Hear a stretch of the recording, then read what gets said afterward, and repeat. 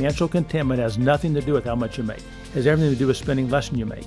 Your income will be enough. Maybe not all your wants, but you will have your needs met. And so do you have the courage to live within that number that God's provided through your vocation?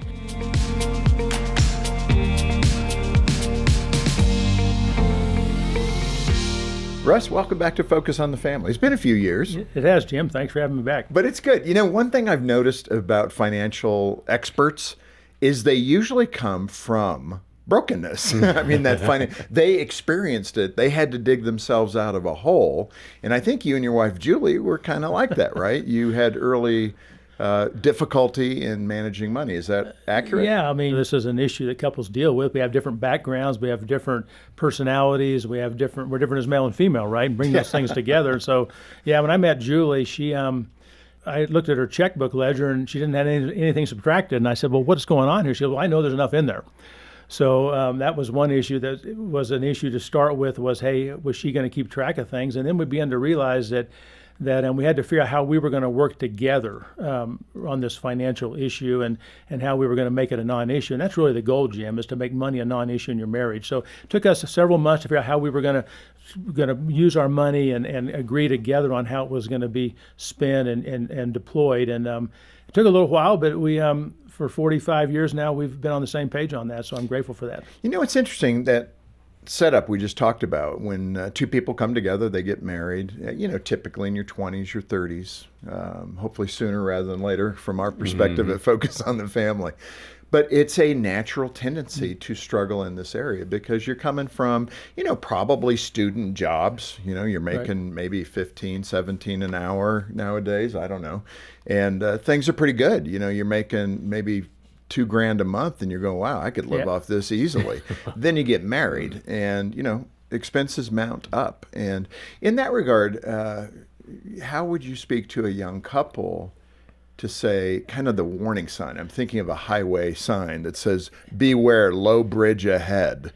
Beware, tight fiscal budget ahead. Yeah, Jim, if I could say anything to a young couple is try the best of your ability to live on one income and save that second income. Usually when you get married, you're both employed. If you can live on the one income and save the other, it'll just get you off on a good path. And this is all about path and direction.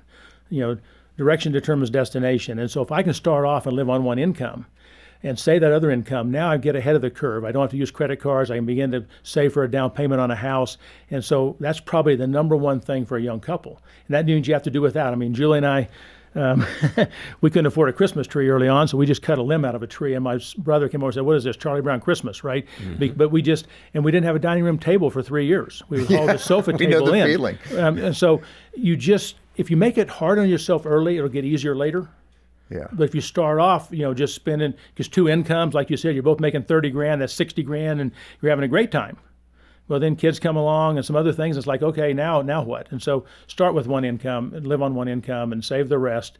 You won't regret that. What's so interesting about budgeting is I think in the book you may call it the B word, budgeting. Just the symptoms that are created from that, meaning anxiety, frustration, maybe even some anger that can come out of that. As a couple, you start fighting over financial decisions. So again, how do you look at the symptoms and say, okay, if we do this correctly, it'll take away those things? Well, the interesting thing about a budget, Jim, is just kind of like with our kids. They do better with discipline and knowing where the boundaries are. And so really there's freedom in control. Now, my wife didn't like the B word, okay? So we called it planned spending. You call it whatever you want, but you have to figure out how to deal with your money and how you're going to spend it. Let's define budget for a minute, Jim, if we could. Most people think of budget as everything. I would propose to you that your giving, your taxes, and your minimum debt payments are not budgetable items because they're already determined for you. They're fixed expenses. They're non-discretionary. Yeah. Okay, because your taxes are going to be a function of your income. You and your wife, if you're married, are going to decide what your giving level is. And if you have minimum debt payments on credit cards and cars and things like that, that's already set for you. So all you really have to, quote, budget or plan around is what we call living expenses. So I would encourage people to start changing in their thinking that I'm dealing with my living expenses. And by the way, living expenses drive everything. In the book, I have a formula, and the living expenses is the numerator of the formula, and it tells you how much you have to make. And the higher that number is, the more I have to make to Right. live and give and pay my taxes. And so I would just say that the reason you're budgeting is to keep this lifestyle in some form of control so that you can begin to have some financial freedom. You notice the subtitle of the book is The Key to Financial Freedom, not the key to financial success or financial independence. I can't tell you how to be successful and independent, but I can tell you how to be free. You can be financially free if you spend less than you make, and you do it for a long time. You say, well, Russ, that's easy for you to say. No, I've been doing this 45 years, and there's nothing new under the sun, right? That will give you freedom. Yeah. In that context, the early church had a lot of independent business people, Priscilla, business women too, who were freed from the shackle, I guess, of having to make money. So they had vineyards, etc. And he said, and they were some of the most powerful evangelists of the early church because they were freed from kind of the day-to-day labor to go out and proclaim the gospel while their vineyards were taken care of and gardens and all those things, whatever they were in the agricultural sphere. But think about that. That I love, to where you can manage money in such a way that you're not bound to something, so you can do more of the work of the gospel. Isn't that a great goal? Well, you can be a great testimony. Yeah. And so I would just say what I'm sharing is it's simple, but it's not easy to do. That's why this is not easy.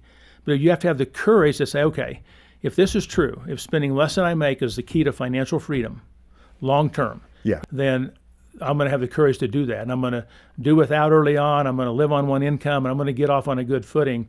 And you won't regret that. And I think that's, people say, with the economy, what about the economy and the market and all that? If you fundamentally do these principles, spend less than you make, begin to get out of debt, be generous, and diversify your investments, you can handle any economic environment. Right. Those economies come and go. Yeah. I do want to get to a quote you have in the book because I think it kind of puts the bow on everything we've talked about so far. It says, you said, the reason you have to deal with your money is not so you can have more money. That would be a worldly perspective. But it's so that you can have more life. And again, that really is it. Money is just a tool. It's not anything more than that. Yeah, Jim, I wrote a book 31 years ago called Your Life Well Spent, and really what it shows is that we're trying to balance life and not to get to the end of our life and have any regrets. And so money sits right in the middle of this diagram, what I call the life overview diagram. You manage your money to try to have balance in life and not get to the end of your life and have regrets, and invest in spiritual and social capital. So yeah, Julie and I have never budgeted, quote, or had a spending plan for our lifestyle to have more money. We've done it so we had more freedom to live life and try to have balance. And balance is an elusive thing, but you can have it if you manage your money. Let's get into some specifics, because I'm sure some couples are saying, yeah, but you're not trying to live on our income, which isn't enough. And that kind of comes down to the thing. It's not enough. And I think you had a story about a couple in crisis. It was seeping into their marriage. They were arguing over their money, creating financial strain, all of those things. You advise them to make some cuts. And what would that look like for the other million people listening that might be in that space right now? Well, Jim, everybody thinks they don't have enough. A little bit more would be just what I need. It's the common. And then I would be content. It's the common comment. So I learned this early on in my career, 40-some years ago. I was making $15,000, and I went to see a doctor in California. He was making 40 times what I was making.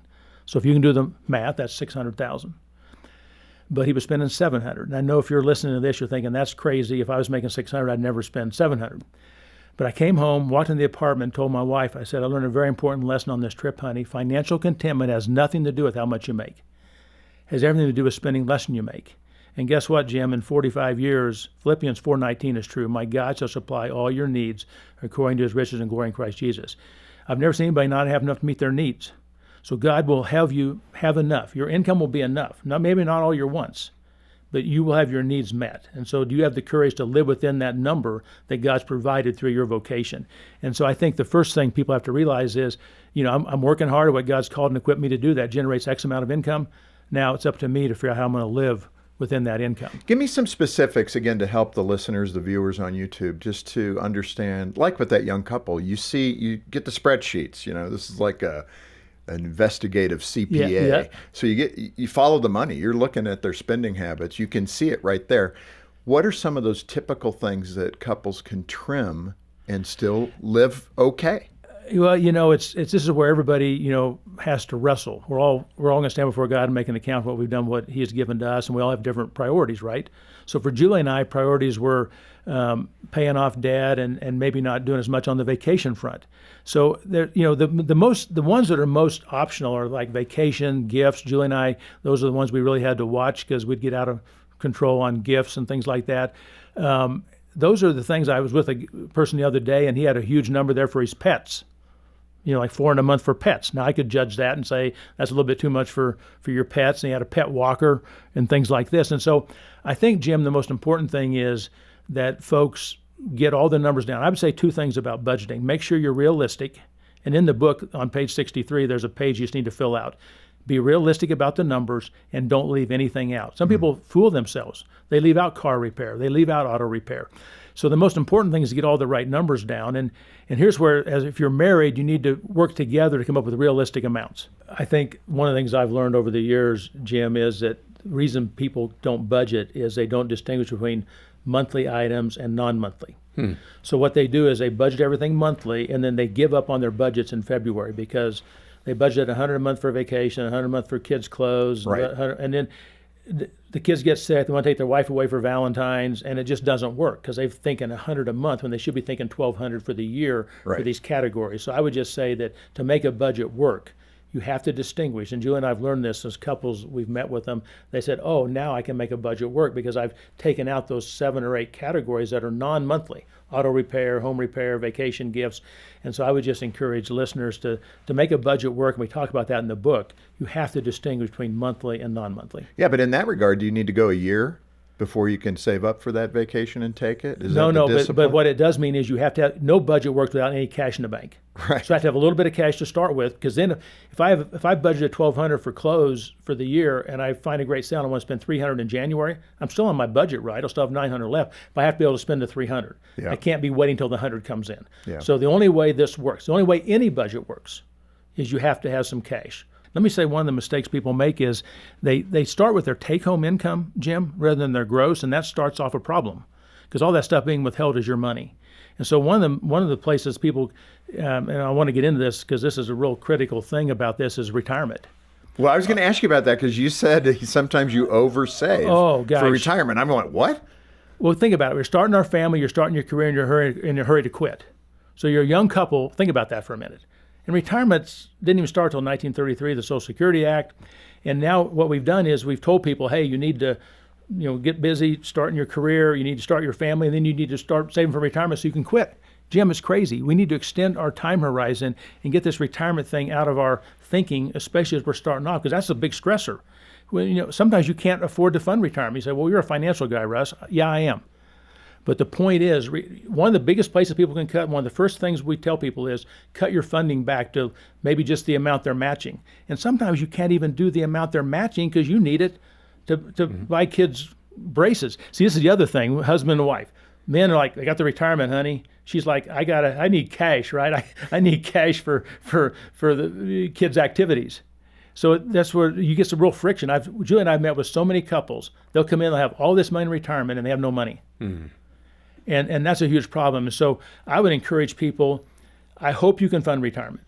And I hope you can fund it at least to the level if your company's matching you. But guess what? If you don't make sure you're spending less than you make, and some people don't know that, and so they're borrowing to fund retirement, Jim. They don't know it. They're borrowing to fund retirement. Wow. And so retirement is a huge stressor for couples and they've bought the lie of the world that that's the goal of working is to retire. But work is good. It's a gift from God. We're commanded to work. And so just extend your time horizon a little bit. And I think that would help free up a lot of people. And you say, well, you're a financial guy. Don't you just talk about retirement? I want you to have life. Allow me to interrupt for a moment to say how much I appreciate you watching. If you find value in this content, please subscribe by clicking below. It'll be a big help. Now, let's get back to the show. Russ, you mentioned in the book you believe not all investments are financial. That, of course, piqued my interest.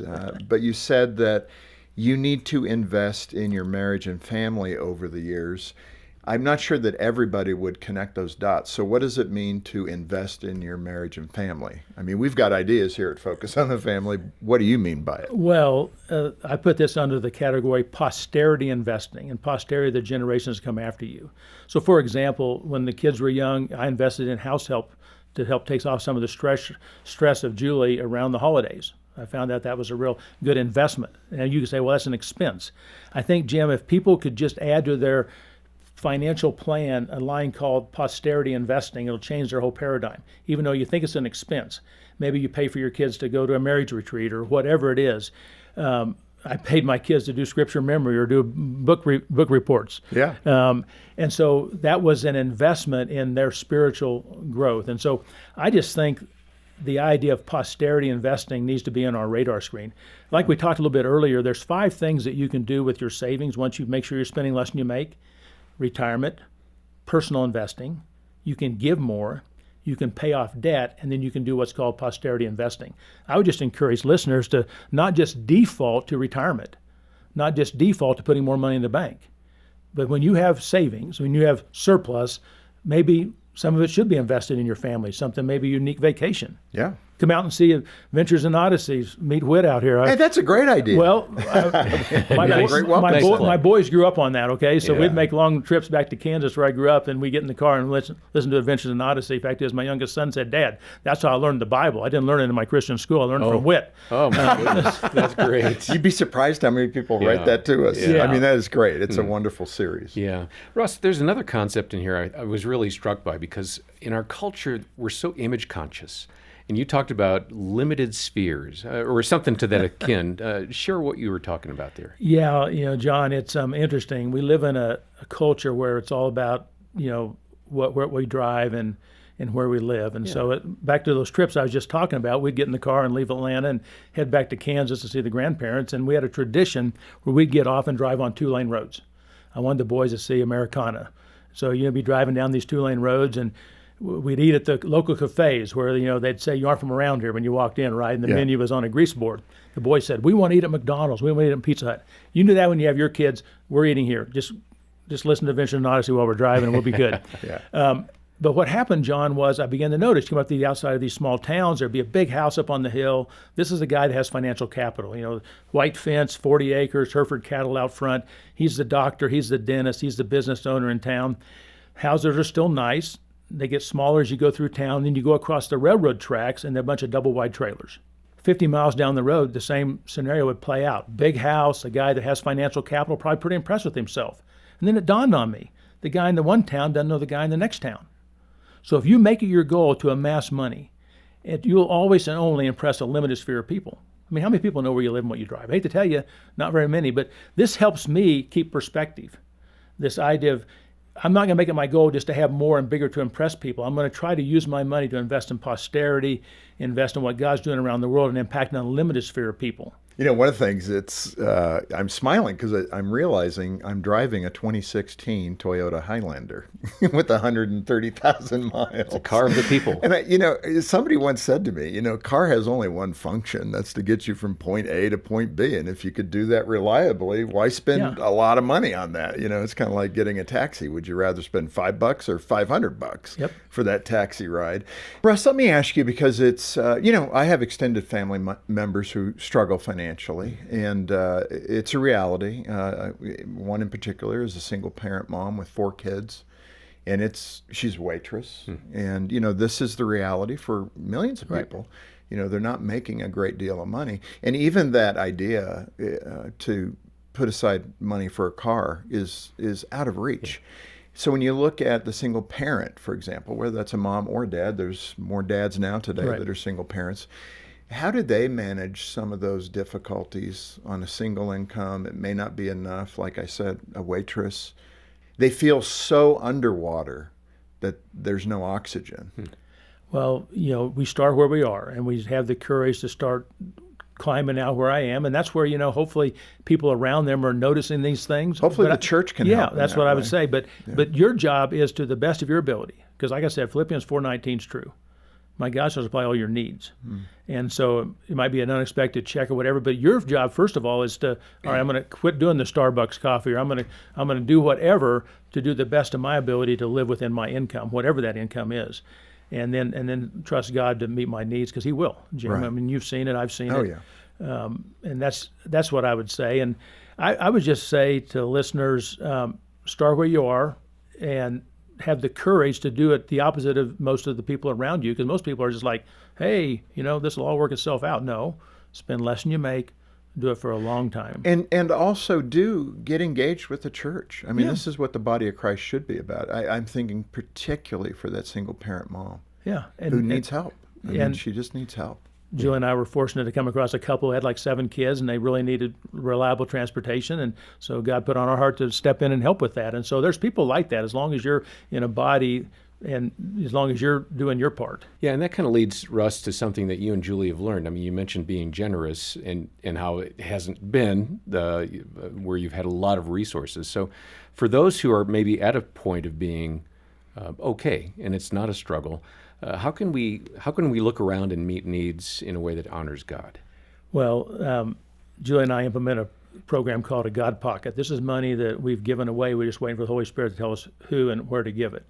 I like that, Now, the God pocket. But Jim, I've got some in my pocket here, but he's not telling me to give it to you today. Okay, so it's okay. That's all right. But I think once you have surplus, remember I said there's 5 things you can do with it. You can put it in retirement, put it in personal investing, pay off debt, invest in your family, and giving is the 5th thing. So you could increase your giving. And I would just encourage people. What I've observed is that most people have never stopped to say, why am I not being more generous when it's within my ability to do so? Yeah. And so just here again, don't just default to building a bigger pile. And in addition to financial capital, we have other kinds of capital as well, right? I think you touched on that. Yeah, you got your time and your talent, your treasure, your dispensing truth. That's another one of the capitals that we're responsible to steward well. And so I just think that it's important. What I've seen is people they haven't stopped to think, why am I still accumulating? And when you get to a certain level, you probably don't need to keep accumulating. The pile's big enough. And we go to Psalm 78, 5-7. He commanded our fathers to teach them to their children, that the generations to come might know that they would teach those yet to be born to put their confidence in God, not forget the works of God, but keep His commands. What happens is when we get blessed, we put our confidence in the pile, and we don't put it in God. And our kids and grandkids need to see us continuing to walk in faith. And so one of the ways we show that faith is we maximize our generosity. Russ, this has been so good. And what a great quick read. And again, the flip chart that we talked about off air. I mean, this book is really a flip chart of how to get involved, very practical diagrams on how to get going and how to lay your expenses out. And again, no matter what your income is, how to manage what God has given you and then plan for the future. Your money made simple. The best way to do it, if you can make a gift to Focus of any amount, monthly or a one-time gift, we'll send it to you. $5, $10, that's okay. But we'll send you the book as our way of saying thank you for being part of the ministry. Those dollars in our economy, in our budget, go right back to saving babies' lives, saving marriages, helping parents to be better parents, and so much more. Foster care. I think it's the best investment in ministry. So get a hold of us. Get a copy of your book by making a donation today. Yeah, contribute as you can online. We've got the link in the description below. We also have our phone number there as well. On behalf of the entire team, thanks for joining us today for Focus on the Family with Jim Daly. I'm John Fuller, inviting you back as we once again help you and your family thrive in Christ.